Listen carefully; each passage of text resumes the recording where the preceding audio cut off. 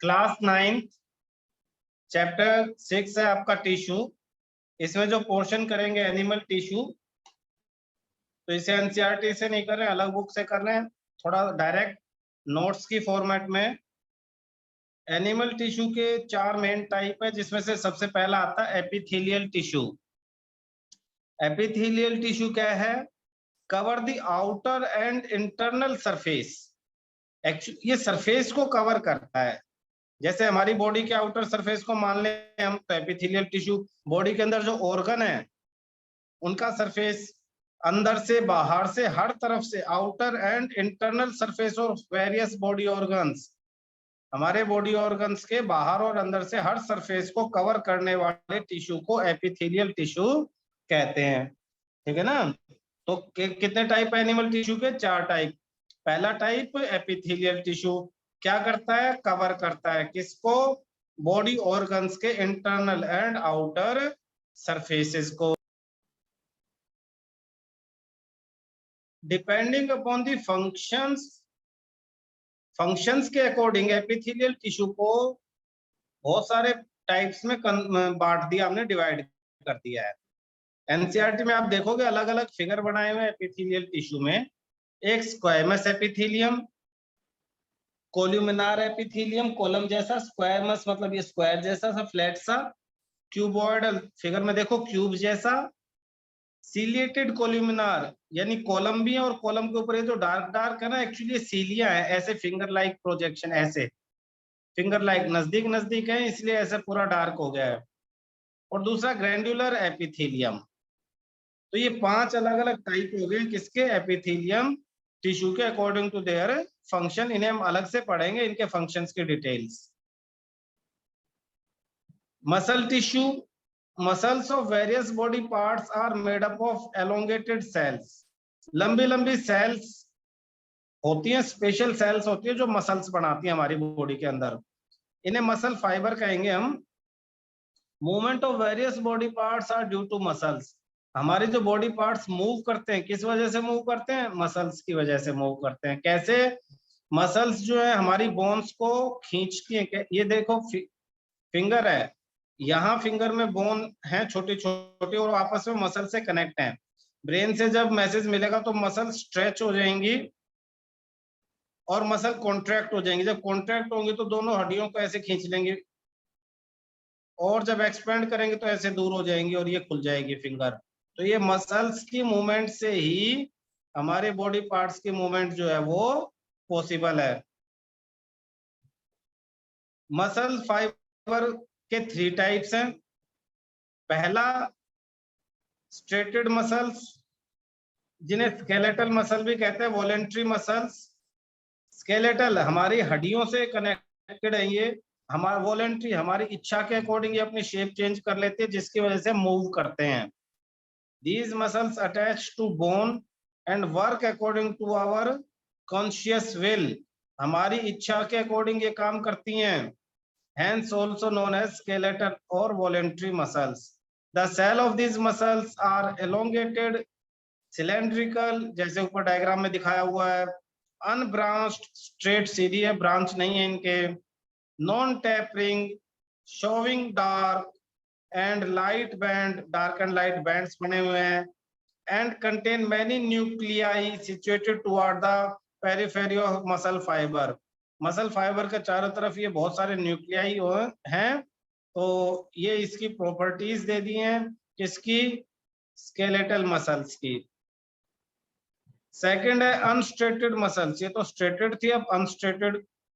Smooth muscle involuntary, involuntary मतलब ये हमारी इच्छा के अकॉर्डिंग काम नहीं करती हैं। इनका डायग्राम देख लो, पेपर में डायग्राम के अकॉर्डिंग नाम पूछ सकते हैं। आपको डायग्राम दे दिया, पूछ लेंगे ये कौन सी मसल्स हैं। प्रॉपर्टीज याद कर लेना, प्रॉपर्टीज अलग अलग दे देंगे, कहेंगे कि कौन सी प्रॉपर्टी इनके लिए है। तो ये देखो अनस्ट्रेटेड स्मूथ मसल्स इनवॉलेंट्री हैं ये सारी। इनका डायग्राम को अच्छी तरह से ध्यान रखो। They are found in stomach, intestine, ureter, bronchi. Stomach में, इंटेस्टाइन में, यूरेटर में, ब्रोंकाई में। These muscles do not work according to our will. Hence हमारी इच्छा से काम नहीं करती, इसलिए इनवॉलेंट्री कहेंगे हम इन्हें।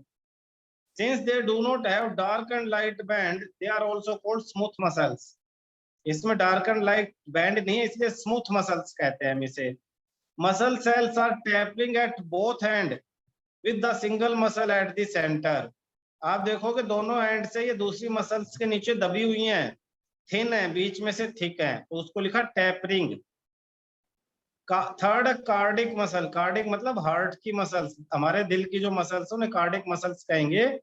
These are found exclusively in heart. The cells are cylindrical, ये नीचे दी हुई है कार्डिक मसल्स, डायग्राम याद रखना, हमारे दिल में इस तरह की मसल्स हैं। ब्रांच है, सिलेंड्रिकल है, लाइट एंड डार्क बैंड है इसमें भी। They do not work according to our will, ये भी हमारी इच्छा से काम नहीं करती। और यही वो मसल्स हैं जो हमारे जन्म से लेके हमारी मृत्यु तक सारे जिंदगी ये काम करती रहती है, हार्ट को मूव कराती रहती है। हार्ट के मोशन के लिए यही रिस्पॉन्सिबल है, कौन सी? Cardiac muscles. नेक्स्ट टॉपिक हमारा कनेक्टिव टिश्यू। कनेक्टिव टिश्यू क्या करता है? कनेक्ट करता है, जैसे नाम से ही क्लियर हो रहा है, connective tissue connect. It bind, support and pack different organ system. अलग अलग ऑर्गन को एक साथ ये बांध के रखता है, पैक करके रखता है। It also help in transport of oxygen, hormone, carbon dioxide, nutrient and excretory products.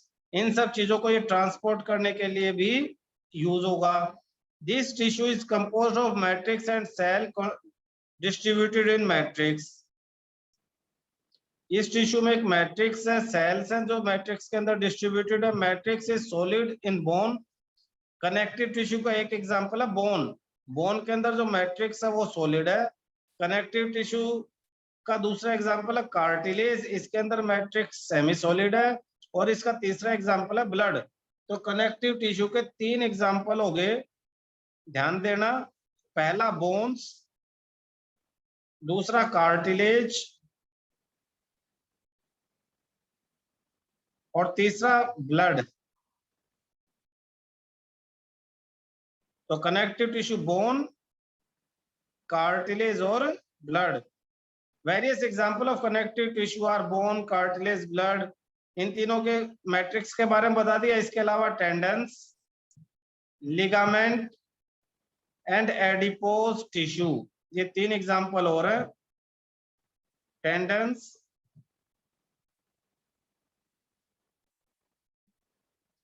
Ligament,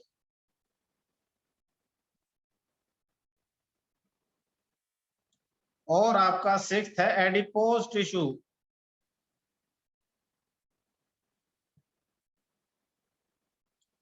bone and cartilage जो हमने पहले लिखे थे, बोन एंड कार्टिलेज, हमारा जो स्केलेटल है, हड्डियों का ढांचा, made up of bone, bone से मिलके बना, फ्लेक्सिबल नहीं है।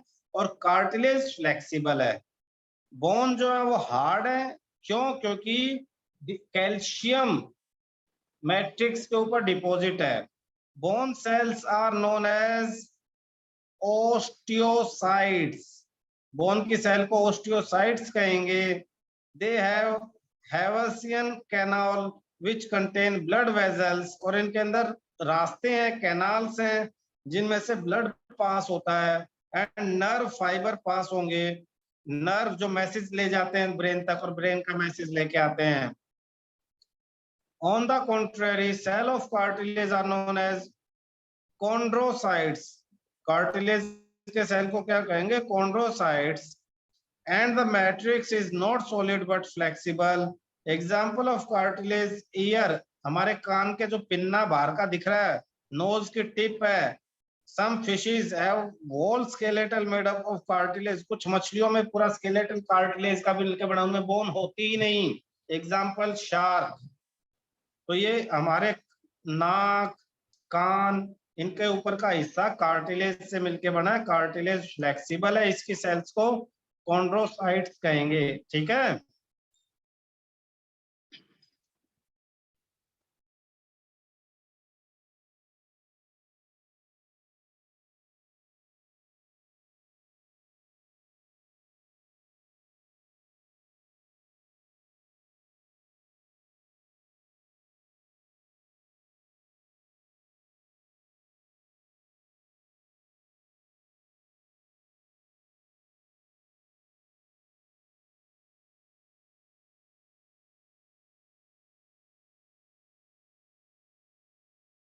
सर आपका माइक म्यूट है।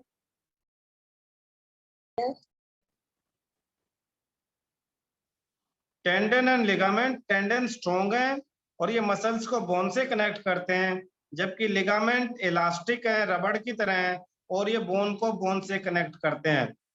Areolar tissue form A packing bit tissue between organs lying in the body cavity. इस पे बहुत क्वेश्चन आया हुआ पेपर में। क्वेश्चन में पूछते हैं कि बॉडी शरीर के अंदर जो कैविटी है टिश्यूज के बीच में, ऑर्गन के बीच में, उसको कौन फिल करता है? तो नीचे बहुत सारे नाम होंगे, उनमें से एरियोलर टिश्यू। ध्यान रखना, बहुत पेपरों में भी आया अभी just. Blood is a fluid connecting tissue. Blood एक लिक्विड है, ये भी कनेक्ट करता है। Fluid matrix of blood is also called plasma. Blood के अंदर जो लिक्विड है फ्लूइड मैट्रिक्स, जिसके अंदर बाकी सेल्स जो है वो होती हैं, उसे प्लाज्मा कहेंगे। प्लाज्मा के अंदर जो सेल्स है उन्हें ब्लड कार्पल्स कहेंगे। रेड ब्लड सेल्स हैं और व्हाइट ब्लड सेल्स, दो तरह की सेल्स ब्लड के अंदर हैं। व्हाइट ब्लड कार्पल्स, देखो W for white, B for blood और C for कॉर्पल्स। And platelets blood के अंदर प्रेजेंट हैं। आरबीसी कंटेन्स हीमोग्लोबिन, आपको पता है बचपन से पढ़ते आ रहे हो, रेड ब्लड कार्पल्स में हीमोग्लोबिन होता है जो ऑक्सीजन को ट्रांसपोर्ट करने में हेल्प करता है। कहां से? लंग्स से हमारे बॉडी पार्ट्स तक। और जो व्हाइट ब्लड कार्पल्स हैं, ये बॉडी का डिफेंस सिस्टम है जो बॉडी को डिजीज के अगेंस्ट फाइट कराता है। पैथोजेंस, पैथोजन वो माइक्रो ऑर्गेनिज्म है जो बाहर से बॉडी के अंदर घुस जाते हैं और शरीर को नुकसान पहुंचाने की कोशिश करते हैं। तो व्हाइट ब्लड सेल्स उनसे हमारे शरीर की रक्षा करता है, उनसे फाइट करता है। और प्लेटलेट क्या करती हैं? Blood clotting. ब्लड क्लोटिंग का मतलब क्या है? खून जमना। जमने का मतलब जैसे तुम्हारे चोट लगी है, कोई छोटी मोटी चोट है, तो थोड़ी देर बाद वहां से ब्लड आना बंद हो जाता है, तो वहां पे ब्लड प्लेटलेट्स जो है वो अपना काम करते हैं, वहां के खून को सुखा के क्लोट बना देती है और वो क्लोट हमारे उस लीकेज को बंद कर देता है और खून का वेस्ट होना हमारा बंद हो जाता है। क्लियर है? नेक्स्ट एंड लास्ट है हमारा नर्वस टिश्यू। हमारा ब्रेन, स्पाइनल कॉर्ड, नर्व, ये तीनों मिला के नर्वस टिश्यू बनाते हैं। कौन कौन? ब्रेन, स्पाइनल कॉर्ड और नर्व। और नर्वस टिश्यू के अंदर जो सेल है उसे न्यूरॉन कहेंगे। क्या कहेंगे? न्यूरॉन। और ये उसका डायग्राम है। ये लगभग 1 मीटर लंबी होती है। हमारी बॉडी की सबसे लंबी सेल है न्यूरॉन। यही इसका काम क्या है? हमारे बॉडी से, जैसे मान लो मेरी फिंगर है, इस पे पेंसिल लग गई है, तो हमें कैसे पता लगेगा पेंसिल है? यहाँ पे जो सिग्नल है पेंसिल लगने से जो जनरेट हो रहा है, इस उंगली के थ्रू ये ब्रेन तक ये पूरा मैसेज चला जाता है और ब्रेन से वापस मैसेज हमारी बॉडी में हर पार्ट्स को आता है। तो किसके थ्रू? न्यूरॉन्स के थ्रू। ये न्यूरॉन एक तरह से हमारे शरीर के वायरिंग्स हैं। जैसे घर में तारों से करंट हर एक इलेक्ट्रिकल इक्विपमेंट के पास जाता है, ऐसे इन न्यूरॉन्स के थ्रू ब्रेन के पास मैसेज जाता है हमारे बॉडी के हर एक ऑर्गन से, और ब्रेन से वापस जो रिप्लाई है वो भी इन्हीं के थ्रू आती है। तो ये हमारी बॉडी की वायरिंग से मैसेज को कैरी करती है वन प्लेस टू अदर। ये सेल बॉडी है। सेल बॉडी में डेंड्राइट्स हैं। डेंड्राइट्स सिग्नल को रिसीव करते हैं, receive the signal, cell body के पास भेजते हैं। एक्सोन के थ्रू वो सिग्नल नर्व एंडिंग के पास चला जाता है।